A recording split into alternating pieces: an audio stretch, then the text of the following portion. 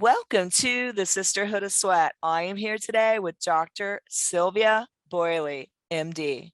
Dr. Sylvia Bollie is a dual board certified obesity medicine specialist who has personally lost 60 pounds of baby weight twice and maintained her weight loss for over 6 years through effective stress management and intuitive eating, and running over 3,700 miles since 2014. She has had over 10,000 patient encounters and helped hundreds of patients reach their weight loss goals through her holistic, scientific, personalized approach to sustainable weight loss.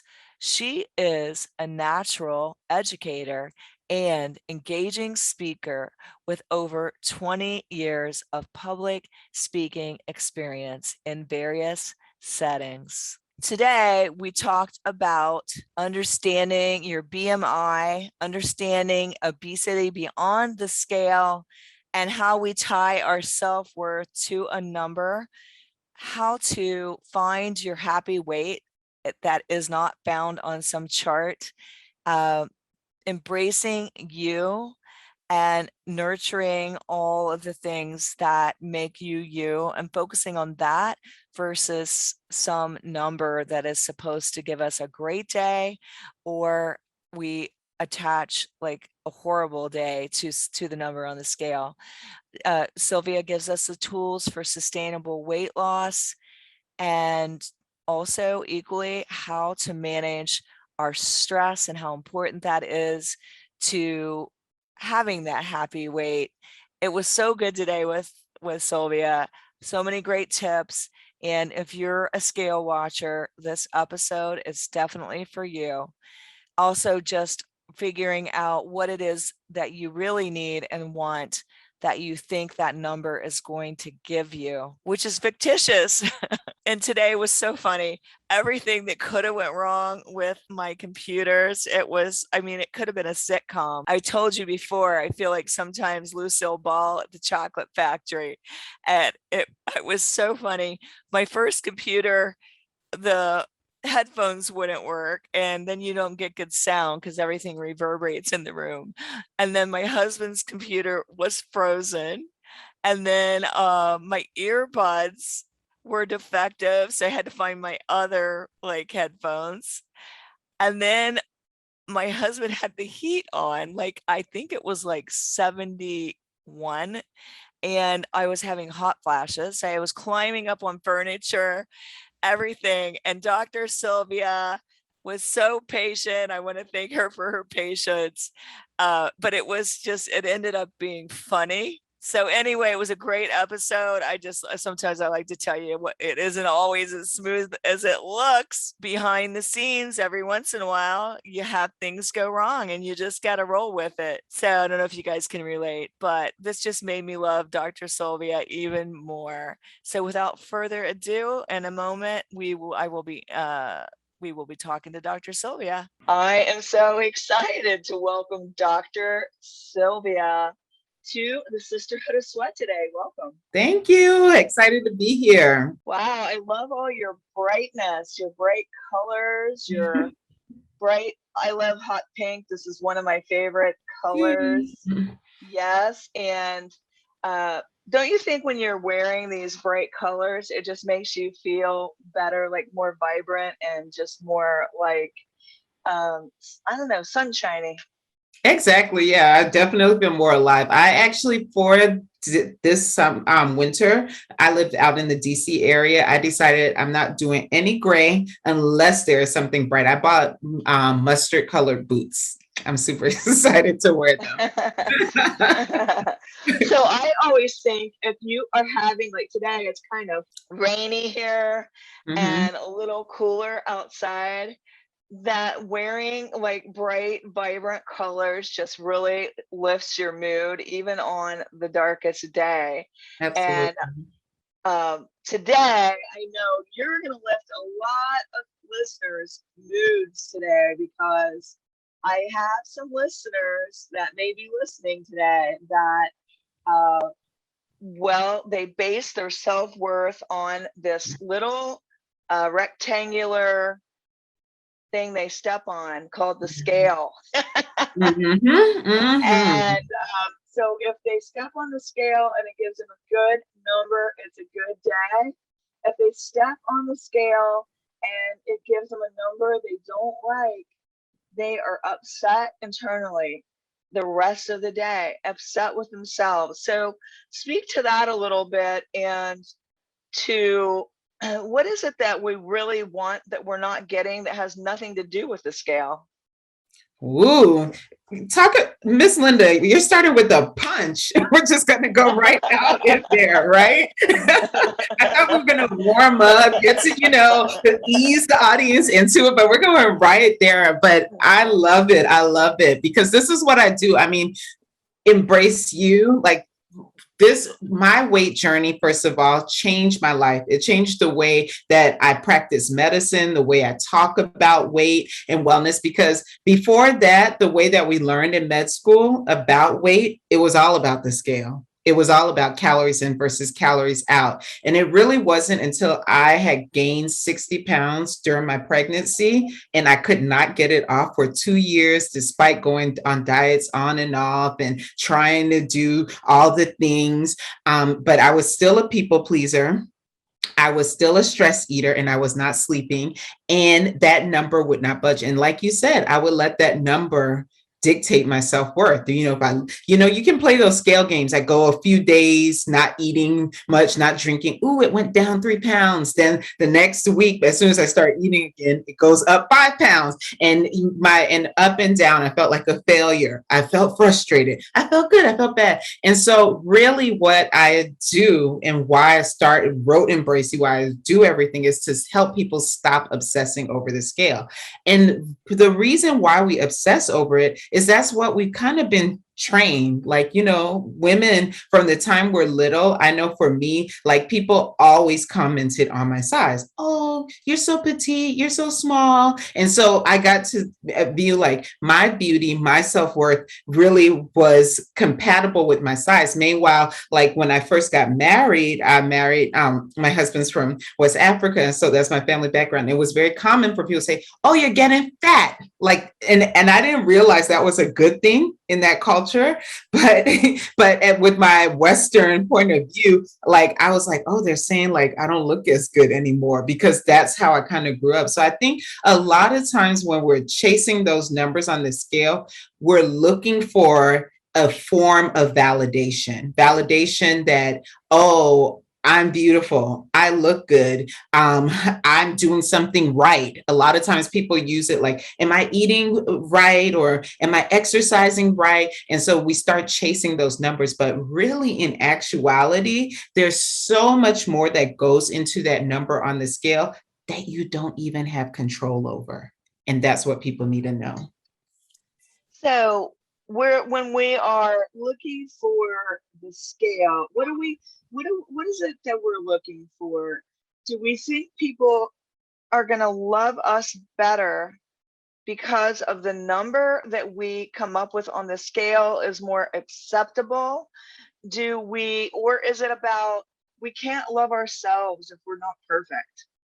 Wow. So I think it's a combination of both, actually. And I think it's really different depending on you. Everyone is an individual. Everybody has their own weight story. I always say weight is not a number, it's a story. Everyone has their own journey, right? And a lot of it. So I talk a lot about healthy weight, which is facts, like that's clinical. That's what me, a clinician, a physician, will help you determine. And some of the bias, because really what you're getting at is like bias and what people think about you and look about you. Some of that bias comes from us in the medical, and I take responsibility because we put out a lot of misinformation out there that make people feel that, hey, you need to weigh a certain unrealistic number that's not really based on science. Now, the latest data is showing there's so much more to it than like what we've told people. Oh, you need to be this BMI, you need to be that. So that's one source of it. So misinformation is one source of it. The other part of that is the happy weight, which is where how you feel about yourself, your self-esteem, and how you look and feel comfortable in your body. And there's so many influences towards that. You know, it could depend on where you grew up, what type of people you're around, how you, what type of activities you did. I work with a lot of dancers, a lot of former Oh models. yeah. Yeah. So where you were kind of forced to fit this ideal body type and told that's what you needed to do. So if you have those influences, that can really play a big role on how you feel about your body and how your relationship with the scale and your relationship with food and even exercise. So I think there's so many things that go in it, but really it boils down to misinformation and I just came mistaken identity, like because you're not really clear on who you are and who you want to be. I love that. Mistaken identity. I can see what Mhm. you're saying. And I think it's ingrained in us that beauty is a certain type of thing. It's this. Yeah. It's you know, it's not coming in all shapes and sizes, and that is wrong. But it's this message we've been receiving through media and through the culture, Mhm. and it's drummed into us from an early age, right? Mhm. And Mhm. so finding I think, outside of the scale, because what I would do is just focus on the process because I want to be my best me, Yeah. right? I like fitting in my clothes and feeling good in Mhm. my clothes. I like wearing cute little outfits, and I like to look and feel good, but I can look and feel good without being dictated to by a number on the scale. And I think when you start focusing on more like the process of health, of did I drink my water? Am I Mhm. eating clean? Like how I want to feel later. I want to feel good. I want to feel good in my body. I want to feel confident. But I've never known the scale, even when you do weigh good, a good number that was good in your brain. Mhm. Um, you don't end up like that did not give you confidence. Confidence comes Mhm. from within. So Absolutely. cultivating that confidence.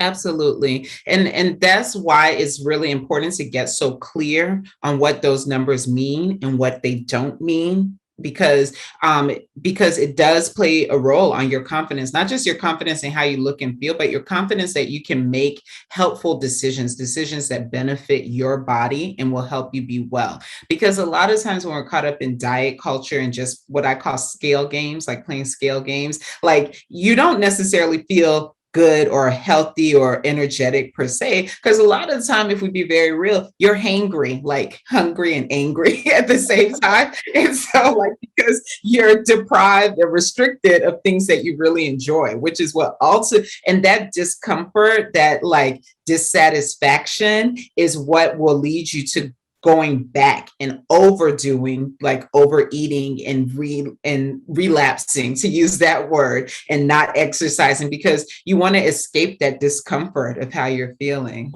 And so I think when we embrace enjoyment on the journey and recognize that, hey, it's not just about this number that I'm chasing, because I could do all types of unpleasurable, unhealthy things to get a number, but it's not going to last if I don't enjoy the journey and build like those habits and a strategy that I can stick to. And what would you say? How do we know if we're a healthy weight? I'm happy you asked me this. So yes, well so I go into detail about this in chapter 2 of my book, and I hate to say it, but I'll break it down for you because it's so important. The way we've been taught is like you go to your doctor's office, right? You step on the scale, they pull out that BMI chart, they say, what's your height? What's your weight? And then they pick it the lowest weight on that BMI scale and say, you need to, okay, you're 5'3", like I am, and you need to weigh 107 pounds. But in actuality, that chart was never meant to be used for individuals. It actually, the origin of it is from, a lot of people don't realize, it's from 1832 in Belgium. A Belgian anthropologist and mathematician. He basically made this cute observation, a cute observation. He was just like, oh, look, as people grow, as people age, their weight changes in proportion to their height in meters squared. That's so cute. What a cool observation. I'm an anthropologist. So, he had this little, he had that calculation, filed it away. And then it wasn't until the 1970s that Dr. Ansel Keys actually picked that up and said, we need a standardized way to determine health. The insurance agency has been using weight. Why don't we use this calculation to kind of see if and create like a standard? And then he called it the BMI. So initially, like, the designations were kind of arbitrary. Now, fast forward, we do have lots of data that shows us that, okay, at a certain cutoff, you may be at risk for fat mass disease, at body weight related disease. But really what we should be looking at is how much excess body fat you have, not just total body weight. And that's where we get it wrong, and why the way we're looking at healthy weight is not really helpful. Really, we probably should shift the conversation to healthy fat, because we need some fat, especially as women. It helps with our hormone regulation. It helps with our protection of our organs, so many things. But there's a level for each of us where when we go over that amount, where it's no longer helpful. And so knowing what your healthy fat level is, so your body fat percentage, is more helpful for knowing your healthy weight.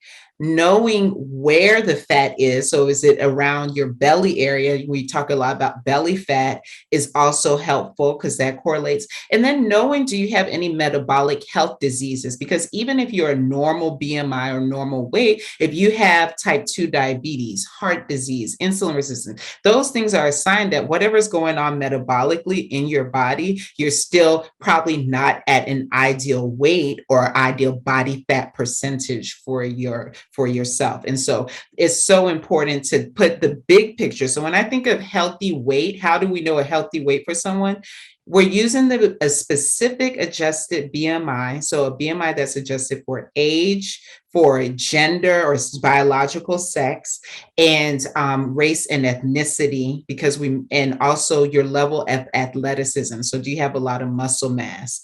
And then we're looking at your waist circumference and your body fat percentage, and do you have any metabolic diseases? And so that was a long spiel, right? Because that's how complicated it should be, looking at figuring out what your healthy weight is. And those are the facts, right? But that doesn't dictate how you should feel about yourself. How you feel about yourself is happy weight. I love that. I love that. And we all want to be at that happy weight and that happy place. And you found yourself, you said 60 pounds overweight, lost it a couple of times. What would you say? What tips can you give the audience today for their journeys to go from being emotionally eating to being, like you said, a marathoner? Yeah, well, I've done one marathon, but I do run a lot. I've run over 4,500 miles now. So I don't like marathoner. Marathoner, if you count all the running around I do with my 2 kids, that counts as, right? That's a marathon every day. But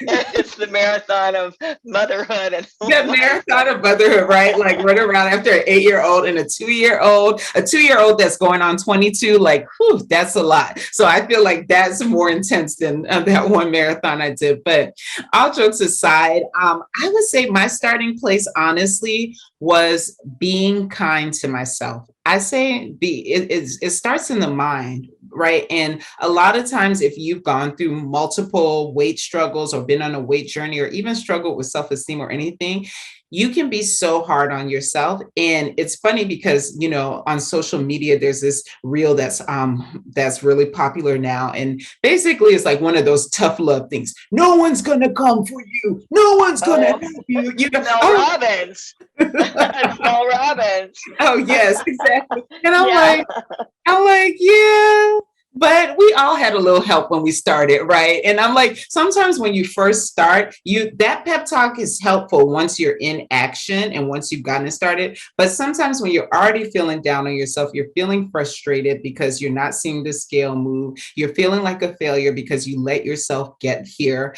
Like you're feeling disappointed. The last thing you need is to be harsh to yourself. So my turning point, my good friend was like, be nice to Sylvia. I like her. And I say that to all the listeners, be nice to yourself, because once you start to show yourself that self-love, that self-compassion, you go from focusing on what you can't do and focus on what you can do. So I went from focusing on, oh, I can't work out an I love hour that. every day, to focusing on, well, I can do 10 minutes while my son's eating. He was 2 at the time. While he's in his high chair, I'd literally be doing a like DVD 10-minute workout. You know what I'm saying? So like, and then I gradually built upon that, because compassion really opens the door for change, and it opens the door not just for a little change, but for a consistent change. Compassion opens the door for consistency, because you'll keep finding ways to do it. So then once you have that like mindset in order, that I can do this, I'm going to be kind to myself, figure out what I'll do, then start making small changes. So I mentioned like I was an emotional eater.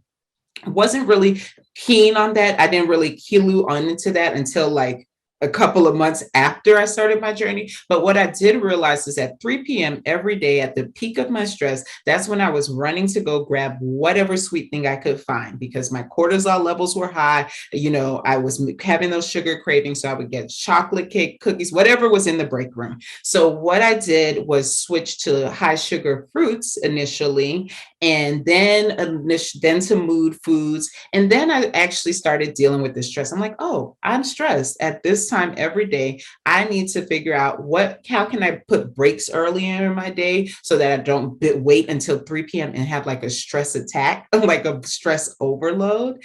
And then so started gradually improving my stress controls. And then after that, drinking water. You probably see, if you guys are watching, I always have water with me, because we are so dehydrated most of the time. Because in my job, when I was working in the clinics at the time when I started this journey, I would be seeing like 20 patients a day. I'm like, go to the bathroom. Ain't nobody got time for that. So like, I didn't want to go to the bathroom, so I didn't want to drink. I hear But that a lot.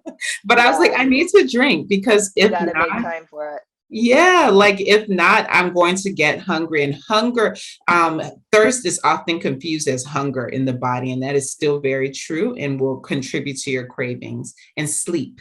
Go to bed, y'all. Like a bedtime is still necessary. I know I dreamt of growing up so that I could sleep whenever I wanted and no one's gonna tell me to go to bed. And now I just look forward to my 10:30 bedtime. Oh my gosh, right?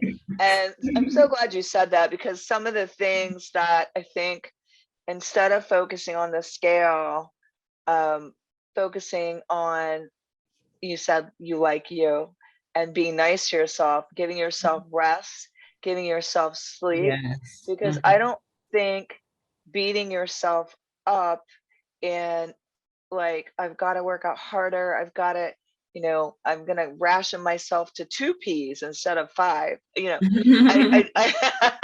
don't I don't think that that is going to work out. It really is almost like when you're beating yourself up because you're not dropping that whatever 10 pounds you gained, and you're mad because you're past the point you usually let yourself go.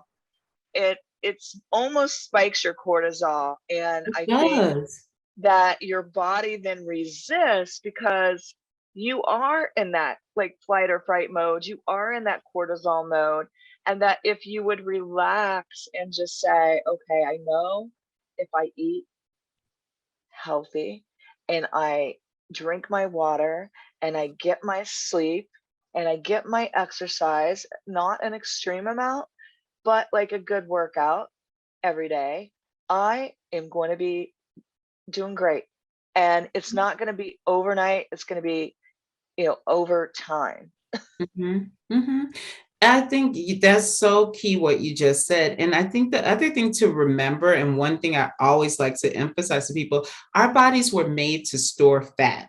It thinks that it's helping you. Remember Mhm. back, Yeah. if we were created or evolved, whatever you believe, I believe in creation. So what back when it all started, let's just say that there were no refrigerators, there were no restaurants around the corner. The only refrigerator and restaurant that you had was your body fat stores. And that's what got you through times of scarcity. So we're made and designed to store fat for those times of scarcity. So when you get to your high weight, I like to tell my clients that are larger than me, you know, if we were back in prehistoric era, you would be queen of the jungle. I would be eaten. Like, it's just a fact. Like, you would survive those times. And the reason why is because when we But get, there also were ho-hos, ding-dongs, and Twinkies hanging off the tree.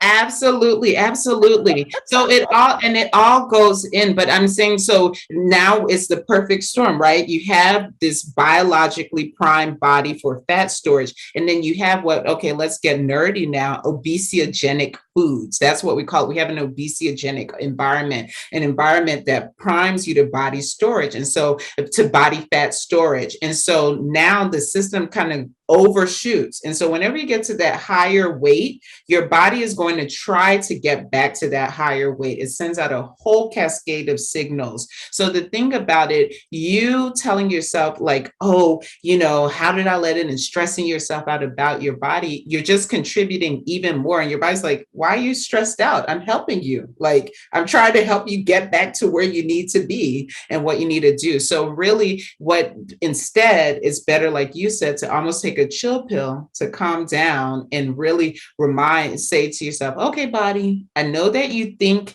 that I need to stay at this higher weight, but we're okay. There's a refrigerator right there. I can get food whenever I want. I can go to the grocery store. We're not in starvation mode, because initially, once you restrict your energy intake, your calorie intake, what it's going to be perceived as, oh, are we starving? And that's when we hit that plateau. So you kind of have to convince the body that we're not doing that, and it's okay to lose weight. And I think I'd be remiss as an MD, though, if I didn't bring up the fact that, you know, it's so complicated, as you mentioned, Linda. Like, it's complicated because there's also genetic predisposition. We know that your weight set Right. point and how you gain weight, some people are predisposed to store excess amounts of body fat and develop the medical condition known as obesity. When we think about it, actually, it's a medical condition. And some people may need more help. You may, even despite killing it in the gym, despite eating all the best foods, despite sleeping, keeping your stress level, all of those things. I have over 100 weight gain triggers listed in the book. Despite all those things, you Oh, might nice. still need to have medication, or the dirty word, surgery. You might need to have it. Right, you might need to have it because because of everything that's going on biochemically in you. And I just want to say, part of embracing you is that that's okay, because everyone is made differently, and we need to make sure that people understand the tools that you need to help you get to your best version of you. Oh my goodness, you said so many things. So let me back up and I back know, up, I back know. up, back You, up. you like you. I told you this conversation was going to be good, right? We had some technical Yeah, issues. I was like, but I we could definitely feel had it because technical. I've been following your It's show. almost hilarious. I'll tell them about it in the intro.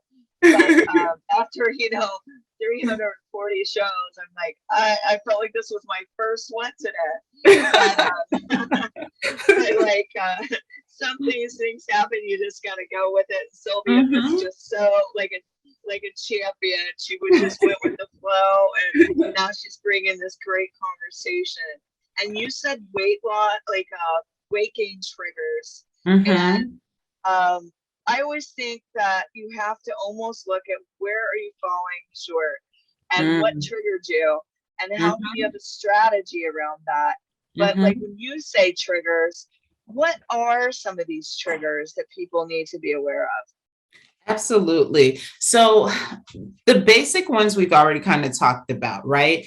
Um, what foods are you eating? And when we talk about food, people often focus on quantity, right? Like, how much food are you eating? That's kind of what diet culture has taught us, like how many calories are you taking, this and that. But really what we know now is quality. quality is a lot more important. And you mentioned something like, so those refined processed sugars, the chemicals that go into some of our foods. There's been all these articles coming out now about phthalates and different kind of chemicals that have Yeah. hormonal signaling within our Yeah. bodies and things like that. All of these trigger at a molecular level body fat storage and cause inflammation in the body and things like that. So that's one thing. But even simple things like living in a neighborhood that doesn't have a sidewalk, we know you're less likely to exercise, you're less likely to move. Being under high amount of stress because you're the firstborn, that's one. If you're born by C-section, if you're born to a mother who had gestational diabetes. So we're talking about some of the uncontrollable things. Some of the controllable things would be, do you keep the air condition on blast all day? Can you believe that? Like thermogenesis. So like our bodies naturally burn more. That's one of the things that mobilizes you to burn fat when you're in a warm environment. You got to. Oh yeah. Oh yeah. I So tell people turn the air off or turn it down. Yeah. Yes, exactly. So those are some of the things like we don't think about. And there's just so many things, like the last year, talking about the impact of systemic racism, like all of these things, those external stressors all get translated in the body as inflammation, as increased cortisol, as fat storage. So many things can contribute to it. And that's why I really spell it out and tell people, and there's one exercise in the book where I'm like, go through and read and see tally up how many of these triggers do you have, because it really plays a role into whether or not your body is favoring weight gain versus whether it's going to go into weight loss. And we talk about calories in versus calories out, but it's not calories in versus calories out. It's energy in versus energy out. And energy is so much bigger, just like you mentioned earlier when you said that, how you feel about your body, that produces energy in your body that can either favor you losing weight or keeping the weight on and gaining more. Yeah, and I think it's also the self-talk and the way you speak Mm-hmm. to yourself and the way your mindset is, the way you view everything. Mm-hmm. Um, and if you can just catch some of that self-talk and write it down and actually say, oh, wow, how am I speaking to myself? I need to change that. I need to flip that mindset switch versus thinking I'm being deprived to eat salmon and broccoli. um that's not deprivation. If you get in the right mindset, you're like, man, I love a great piece of salmon just cooked right, Mm-hmm. steamed broccoli with, I like a little kosher salt, um or whatever. But like, you could learn or train your taste buds, um get away from the overpowering taste of food and train your taste buds to enjoy just real good natural food that wasn't from a box and doesn't stay on the shelf for 10 years.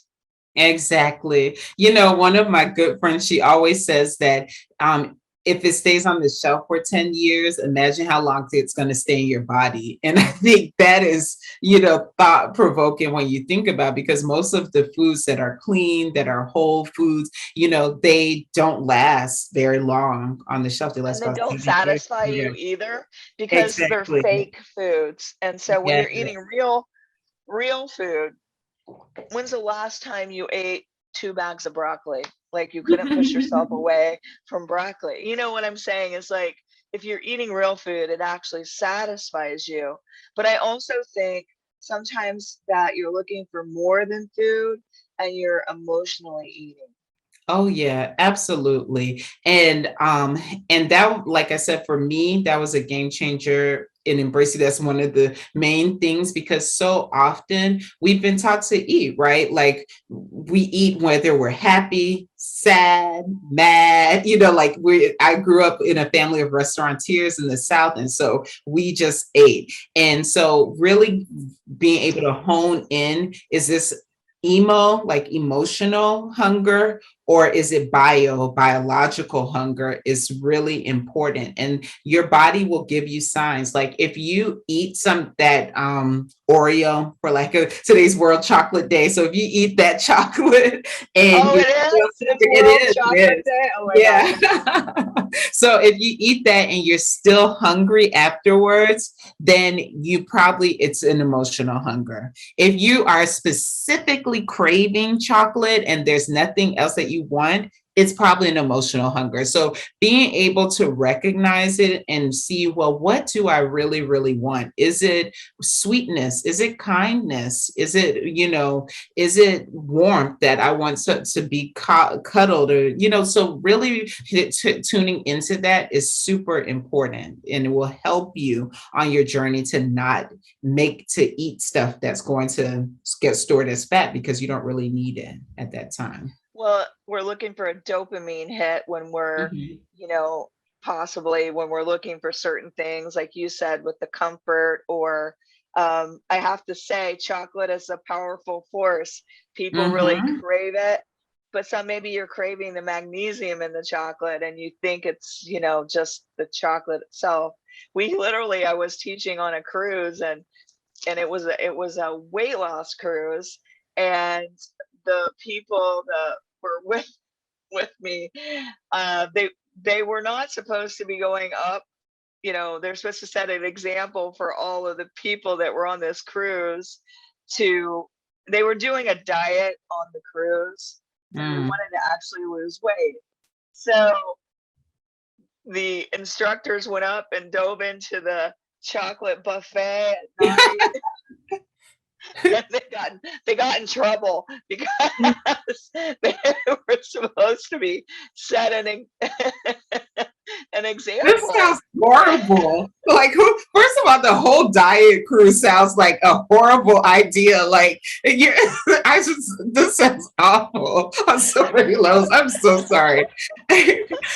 And not my idea. I was just Oh my gosh, given. Linda. This sounds like punishment. It sounds like Survivor. It's like Survivor Diet Cruise Edition. That's what it sounds like. Yeah, I did not say the name of the cruise. I'm being good, but I'm just saying, like, Oh my I gosh. I Ugh. would.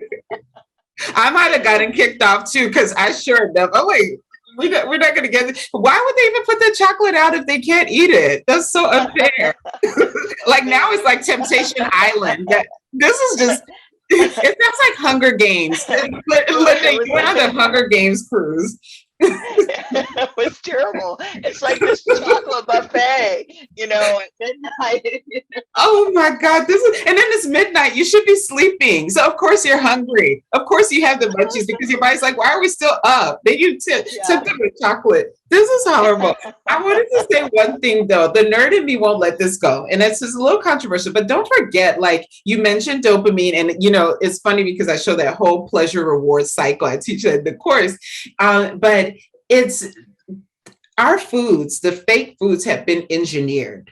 There are food scientists that create the Right. right On combinations. purpose. Yes, like this is not a mystery or magical or like, oh, guess what? Certain foods make you crave them more, and then you buy them more, and then you eat them more, and then you get bigger, and then you still want that. This is not a mystery. Like this is engineered and like developed for us. And so I think like we're doing here and having these conversations, raising the awareness around that is so important to help inform you as you make your choices. Because if you're already set up to kind of have those like to be triggered, right? For your body to store extra fat, or let's say you're in a state where you have like insulin resistance, your body's not using its insulin well enough to store the sugar, and it's craving sugar because it's not seeing it. And then you go get these foods that are going to then also work on the brain and